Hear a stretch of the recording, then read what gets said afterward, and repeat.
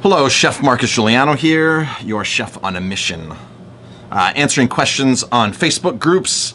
Love answering questions. Today's question, so with a couple of interviews coming up, this is a line cook, young chef asking this to the group.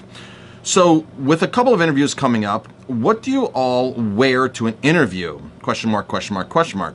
I mean, it's a line cook position. Nice shorts or pants and a collared shirt acceptable? Let me know your thoughts. All right, so I've been interviewing people for 20 years. I've been over 20 years, 21 years I've been in charge of kitchens. And I've been interviewing people that have dressed all different types of way. First of all, I want to say that I know that your dress has nothing to do with your abilities. Your tattoos, your facial piercings, your appearance has nothing to do with your abilities. However, we live in a society where you are judged, and it's unfortunate of that. And I like when I see people dressed properly. Now, what is properly to me? Okay, properly to every person who's interviewing, it may be different. So my suggestion is, now I interviewed for a lot of jobs as a young cook, and I always wore a suit and a tie. That was just what my deal was. I wear a lot of sports coats nowadays, or I wear a nice chef coat. I wear nice shoes. I wear jeans, nice jeans, and that's just the way I dress. And if you see my videos or if you see pictures of me, that's just me. I was voted best dressed in high school, so I like to dress for what I want to, how I feel. Okay, making me dress like that makes me feel important. It makes me feel. It makes me feel like I'm not in a different role, but it's just like I'm more authoritative, right? So with that mindset going on, it's like there's nothing better than buying new shoes and nice new shoes, because man, new shoes, a nice watch, they make you feel like $1 million. That's just what the energy you start radiating off. You don't need that to do that, but that helps a lot, right? It's just that mindset thing. So for me, if you walked into my restaurant and you interviewed as a line cook, okay, I'd like to see you in a pair of pants. Khaki pants are fine. A button-down shirt is totally fine. You don't need a tie. You don't need a sports coat. If you threw a sports coat on top of that, on top of a button-down shirt like this, perfectly fine. If you had jeans on, a button-down shirt not tucked in, and a sport coat on top, perfect as well. Or nice jeans, not jeans with holes in them. There's a difference between nice designer jeans. You know, you wear a nice pair of True Religions or something, Sevens. You wear a nice pair of jeans like that, Diesels, maybe a couple. You know, designer jeans. You can tell when jeans are nicer than, you know, just jeans that are just like not good jeans. You go out like you're gonna work in the garden in them. Dress jeans.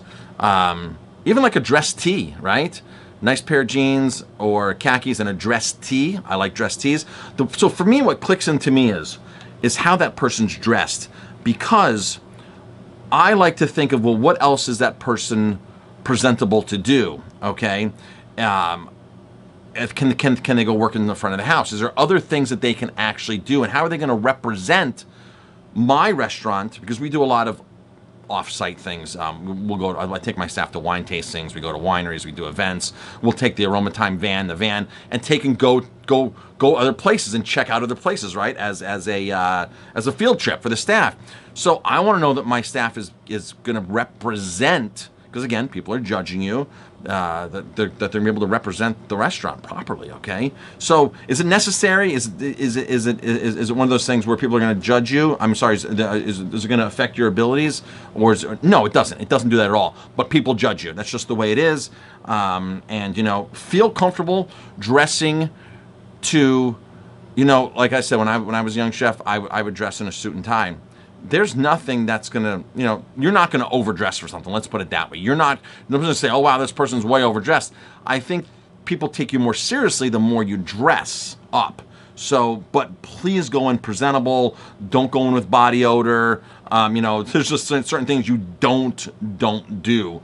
And the worse you dress, if you go in with a wrinkly shirt and everything, please go with a clean car. That's the most important thing. I like to walk outside, walk them out the door, and I just like to look at their car, because I know if their car's a mess. Because again, how well you do one thing is how well you do everything. So if I know if your car's a mess, that when you start working on the line, your line's probably gonna be a mess too, right? You're gonna paint them. You're not gonna you're not gonna take the time to go above and beyond and wipe this down, wipe that down, go behind this corner, go underneath the door handle. So that's a huge thing. So yeah, your appearance, for me, your appearance matters. Your car matters. Your resume matters. Even though, you know what, resumes really don't mean anything, because I'm looking for attitude and aptitude. I'm looking for somebody who can come in and